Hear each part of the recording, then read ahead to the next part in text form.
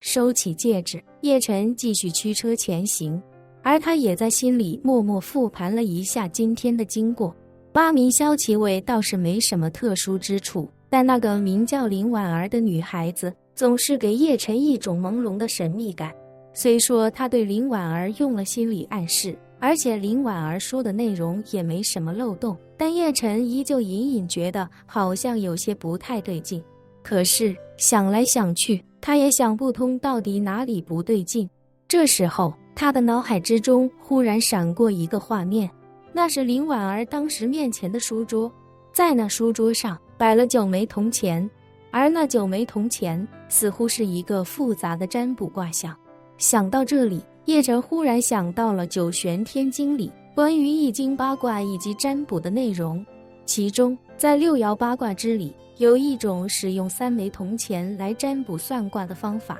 所以3枚铜钱叶晨能看懂，可是9枚他就有些想不通了，毕竟这是连《九玄天经》都没有记载过的。想到这里，他忍不住掏出手机，给远在美国的风水相师赖清华打了一个电话。赖清华是叶晨认识的人中易经八卦最强的一个，所以叶晨打算向他请教一下9枚铜钱占卜到底是什么路数。很快电话便打通了。由于时差的缘故，身在洛杉矶的赖清华此时才刚刚吃完晚饭，接到叶晨的电话，他非常激动地恭敬说道：“叶少爷。”叶晨客气地说道：“赖老先生，冒昧打扰，是有件事情想请教您一下。”赖清华忙道：“叶少爷，请教万不敢当，您有任何问题随时问在下便是。”叶晨也没再客套，直入正题道：“赖老先生，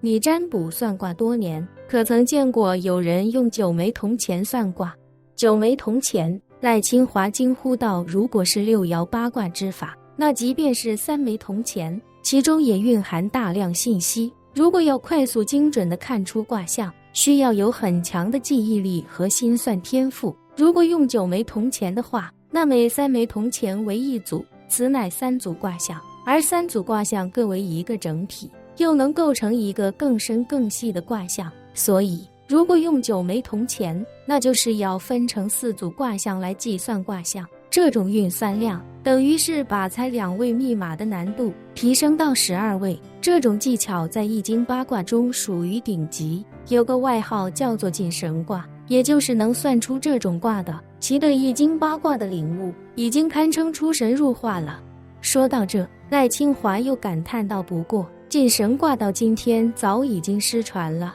我只是很小的时候听爷爷说起过，但一直没见过有谁真正能做到。”叶晨疑惑道：“可我见人用9枚铜钱摆出了一个卦象，而且那卦象看起来也不像是随意丢弃，难道那个人真有如此本领？”这个赖清华开口道：“在下没见到您说的卦象，所以也不能确认那人是否真有本领。不过以在下的经验来看，确实不太可能，巧合的概率大一些。”叶晨听到这里，心中更觉得奇怪。那个林婉儿给的戒指，以及那个林婉儿摆的卦象，都好像有点不太对劲的样子。但如果按照赖清华的话说，她一个女孩子应该不可能掌握进神卦这种连9玄天经都没有记载的内容。想到这，他不禁在心中暗忖，不知道那个林婉儿和她的父母、祖父究竟是什么来路。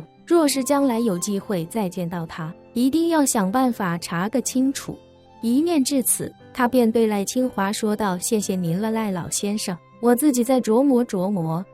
当叶晨抵达行宫的时候，天色已经渐渐亮起，伯根机场也开始了自己繁忙的一天。无论是客运还是货运，所有工作都在有条不紊地进行，谁也没有意识到，就在这座机场里，他们8名同事命丧于此。那8名装卸工原本就是晚班，而且是做1休1，昨天一直干到今天凌晨，他们会一直休息到明天下午再来上班，所以在这里见不到这8人，不会有任何人起疑心。至于这8人的家属，这8人活着的时候早就已经跟他们打过招呼，声称自己有些死活要接，会晚些回家，所以家人也并没有察觉到任何异常。而此时此刻，在伯根南郊的一处农场内，多具尸体躺在屋内，早已没了气息。农场门外挂上了一块牌子，上面用英文写着一行字：此处房产交易中。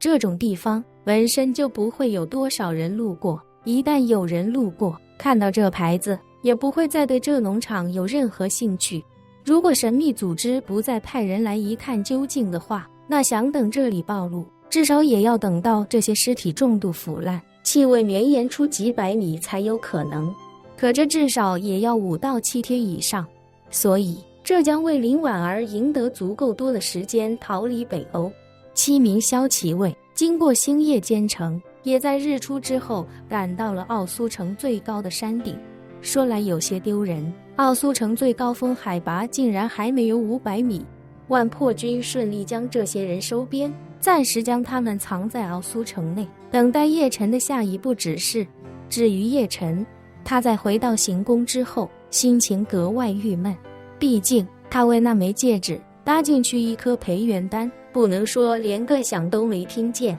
只能说还真就只听了几声响。叶晨虽不是个小气的人，但培元丹这东西属实珍贵，所以就这么浪费了，还真是越想越肉疼。为了等叶晨回来，海伦娜一夜未眠。她脑海中一直控制不住地想起与奶奶的那番交谈，脑子里十分混乱。她知道，对自己目前的情况来说，最好的结果就是尽快怀上叶晨的孩子。可是她也知道，叶晨不但已经结婚，而且身边追求者无数，叶晨对自己根本就没有什么感觉。这种情况下，如何能让叶晨心甘情愿与自己发生些什么？所以每想到这里，海伦娜便几度想要放弃这个不切实际的念头。可是一想到自己和整个北欧皇室目前的处境，她又实在想不到什么更好的解决办法。而且海伦娜心里很清楚，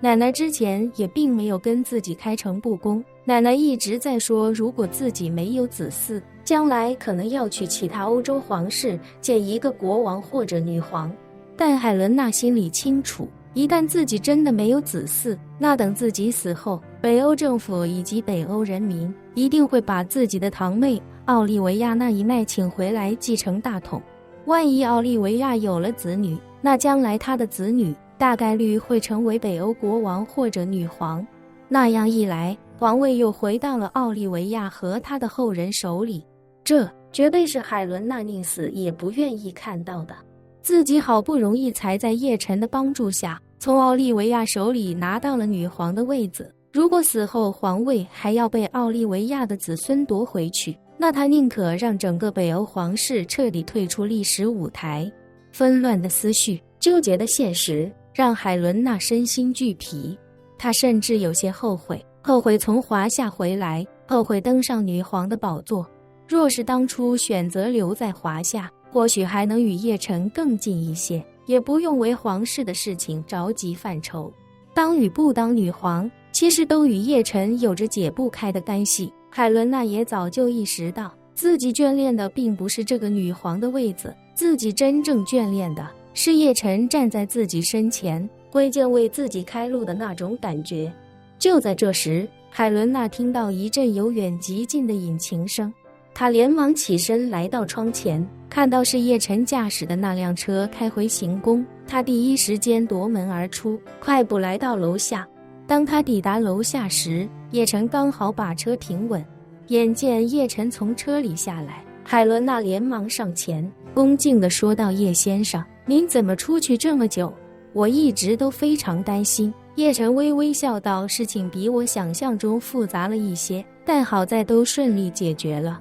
海伦娜松了口气，连忙又问叶先生：“您出去这么久都没吃饭，一定饿了吧？我让厨师给您准备早饭。”叶晨面露皮色地摇了摇头，随口道：“我没胃口吃东西，还是麻烦你给我安排个房间，先让我补个觉吧。”本期视频结束，欢迎订阅我的频道，这样就不会错过精彩内容。